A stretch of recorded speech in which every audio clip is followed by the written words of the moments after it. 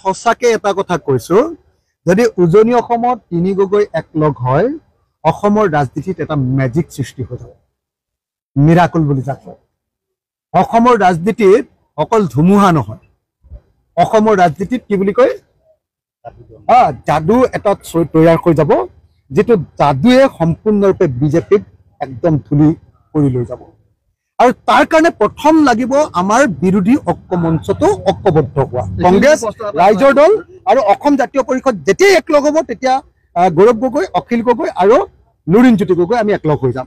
আৰু পিৰি গগৈ যেতিয়া লগ হ'ব নহয় অসমীয়া মানুহৰ কনফিডেন্স আহি যাব।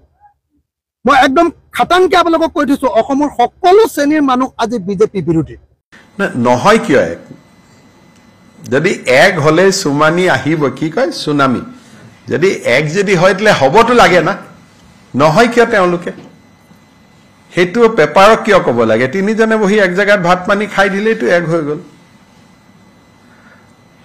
হয় নহয়? মই জানো তিনিজনে পিছত এইটোও ঠিক কৰিব লাগে যে নিজৰ ল'ৰা ছোৱালীক তিনিজনৰ মাজতে পৰিয়ালতে বিয়া বাৰু দিয়া, এনেকুৱাত আৰু তেতিয়া সম্পৰ্কটো আৰু ভাল হৈ যাব, হয় নহয়? গতিকে একদম পাৰ্মানেণ্ট সম্পৰ্ক গঢ়ি তুলিব লাগে। সঁচাকে এটা কথা কৈছো, যদি উজনি অসমত তিনি গগৈ একলগ হয় অসমৰ ৰাজনীতিত এটা মেজিক সৃষ্টি হৈ যাব। মিৰাকল বুলি যাক কয়। অসমৰ ৰাজনীতিত অকল ধুমুহা নহয়, অসমৰ ৰাজনীতিত কি বুলি কয় যাদু এটা তৈয়াৰ হৈ যাব, যিটো যাদুৱে সম্পূৰ্ণৰূপে বিজেপিক একদম ধুলি কৰি লৈ যাব। আৰু তাৰ কাৰণে প্ৰথম লাগিব আমাৰ বিৰোধী ঐক্য মঞ্চটো ঐক্যবদ্ধ হোৱা। কংগ্ৰেছ, ৰাইজৰ দল আৰু অসম জাতীয় পৰিষদ যেতিয়াই একলগ হ'ব তেতিয়া গৌৰৱ গগৈ, অখিল গগৈ আৰু লুৰিণজ্যোতি গগৈ আমি একলগ হৈ যাম। আৰু পিৰি গগৈ যেতিয়া লগ হ'ব নহয় অসমীয়া মানুহৰ কনফিডেন্স আহি যাব।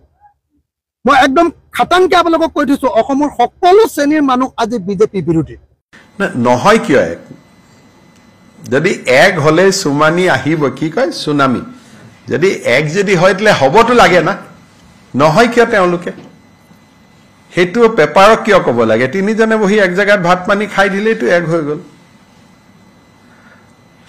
হয় নহয়? মই জানো তিনিজনে পিছত এইটোও ঠিক কৰিব লাগে যে নিজৰ ল'ৰা ছোৱালীক তিনিজনৰ মাজতে পৰিয়ালতে বিয়া বাৰু দিয়া, এনেকুৱাত আৰু তেতিয়া সম্পৰ্কটো আৰু ভাল হৈ যাব, হয় নহয়? গতিকে একদম পাৰ্মানেণ্ট সম্পৰ্ক গঢ়ি তুলিব লাগে। সঁচাকে এটা কথা কৈছো, যদি উজনি অসমত তিনি গগৈ একলগ হয় অসমৰ ৰাজনীতিত এটা মেজিক সৃষ্টি হৈ যাব। মিৰাকল বুলি যাক কয়। অসমৰ ৰাজনীতিত অকল ধুমুহা নহয়, অসমৰ ৰাজনীতিত কি বুলি কয় যাদু এটা তৈয়াৰ হৈ যাব, যিটো যাদুৱে সম্পূৰ্ণৰূপে বিজেপিক একদম ধুলি কৰি লৈ যাব।